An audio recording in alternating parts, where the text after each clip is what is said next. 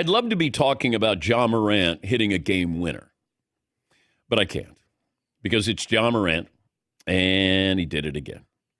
Hit the game winner against the Heat. And look, you're in a playoff push, jockeying for position here. Both teams are. And Ja Morant had the game winner. Now, this is the next game after he did the gun gesture to Buddy Hield. He got a talking to by the commissioner, and then he goes out and then last night does another gun gesture as well. This is similar, I think, to, hey, you got pulled over by the police, and they give you a warning. Hey, you're speeding, don't speed. All right, officer. And then what do? You peel out. And then you get pulled over again. Like, what are you doing? I just told you I'm going to give you a warning. Yeah, I know. Ja Morant is forcing the NBA. He's forcing Adam Silver. And he's embarrassing the NBA. Now, in a vacuum, okay, is this a big deal? Oh, this we have gestures. We have, unfortunately, we have too much of that. But you were warned. You've already been suspended a couple of times with a real gun. So when you have priors and you have a history, I just don't want this to be 10 years from now. You go, remember that guy with Memphis? John, yeah, golly, what could have been? I've seen phenomenal talents in all sports. And then you just they can't help themselves. And I don't know if a teammate says, come on. Do they have the guy who says, come on?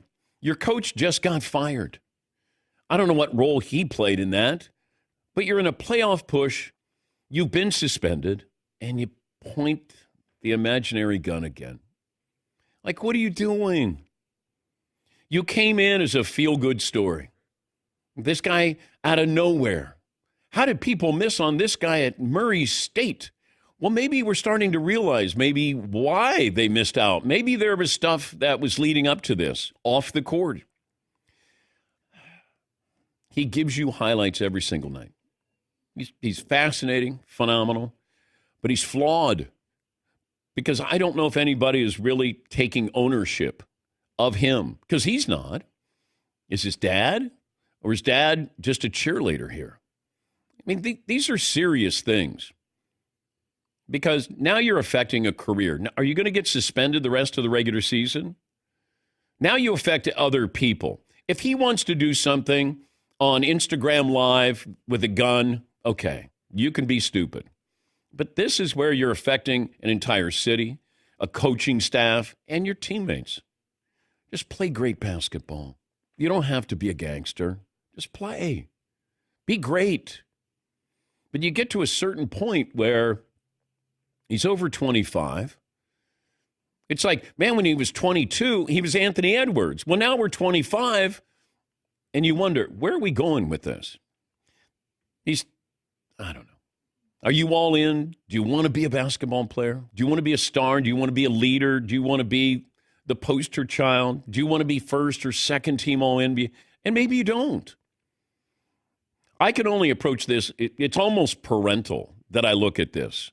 Like somebody, you got to grab somebody and say, and if this, the suspension didn't work, where it cost you millions of dollars because you had a gun, and then you had a gun again, and now you're doing the fake gun, and then you do the fake gun again. At some point, somebody's got to help him because he's not going to help himself. And maybe he doesn't know. Got a big contract here. But yeah, saw it again last night, and we should be talking about what a clutch play.